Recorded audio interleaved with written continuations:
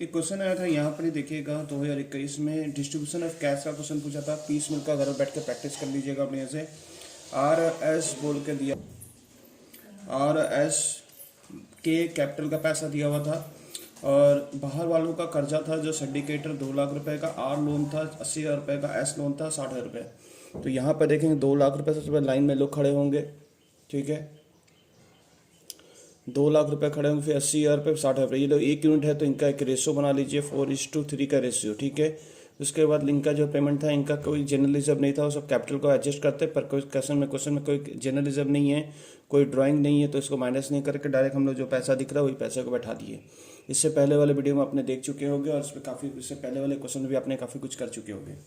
यहाँ पर cash in hand आपको दिया 20,000 रुपये, लेस पेड एक्सपेंसेस आप पहले खर्चा करेंगे। यहाँ पर क्वेश्चन में मेंशन किया हुआ है, यहाँ कुछ खर्चा दिया हुआ है, खर्चे को देख लीजिएगा। और यहाँ पर इनका पहला रियलाइजेशन ये हुआ है तो इनको पहले जोड़ लीजिएगा, उसके साथ ये वाला खर्चा माइनस करेंगे।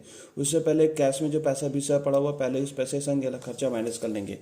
20,000 रुपये माइनस आपने इतना किया, 15 रुपये आया। 15 रुपये को पहले पेड टू क्रेडिटर दे दीजिए। फर्स्ट रियलाइजेशन आपको जब हुआ था 30 अप्रैल को, फर्स्ट रियलाइजेशन 60 + 50 1,10,000 रुपये, और 1,10,000 में फिर आपका 15 रुपये 1,25,000 रुपये हुआ। 1,25,000 आपका पर्याप्त को पूरा देना पड़ेगा, अभी भी 60,000 रुपये इनको देना था, बाकी बैलेंस है। फिर सेकंड रियलाइजेशन का आपने वेट किया, आपको सेकंड रियलाइजेशन 30 जून को हुआ, 60,000 50,000 रुपये आपको हुआ था।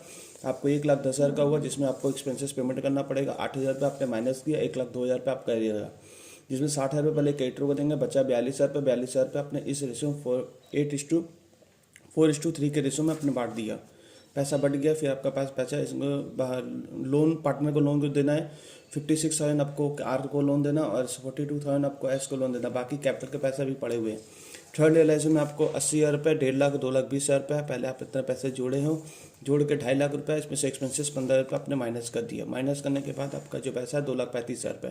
बस सामने वाले पार्टी को 98,000 ही देना, लोन वाले पैसे, तो लोन वाला पहले पैसा आपने क्लियर कर दिया। 98,000 56,42 करके माइनस कर दिया है।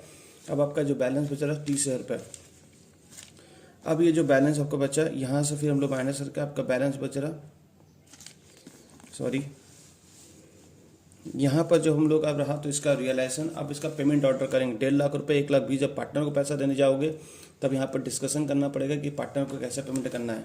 तो पार्टनर पेमेंट करने के लिए हम लोगों ने क्या किया, पेमेंट ऑर्डर यहाँ पर सेट किया 1.5 लाख रुपये, 1,20,000, 1,30,000, 5:3:2 का रेशो हम सबको एक बार डिवाइड दिए, इसको इससे डिवाइड दिए, इसको इससे डिवाइड दिए।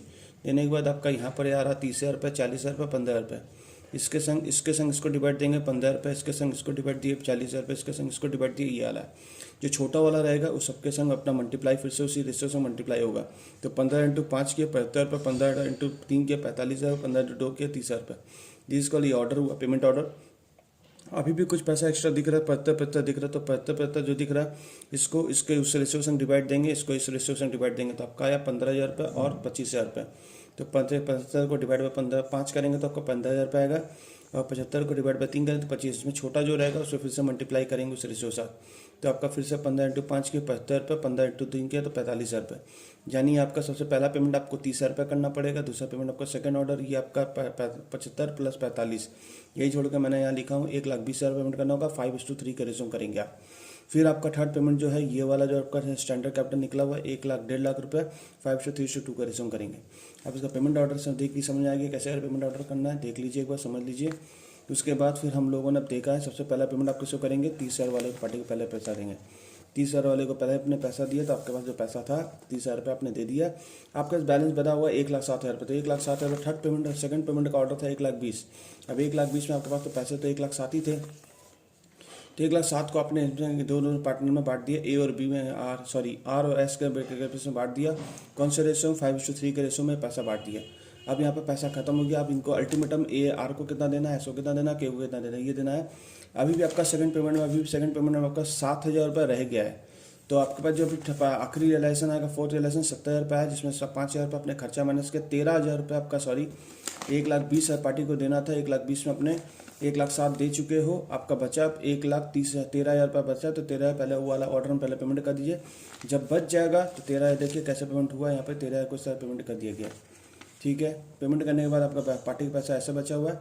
अब आपके पैसे बचा 52,000 बचा। 52,000 आपका जो थर्ड पेमेंट ऑर्डर है 1.5 लाख रुपये, उसको 5:3 रेशो पर आपके पास इतना पैसे है नहीं, मतलब लॉस एंड रियलाइजेशन कैंसिल आने वाला।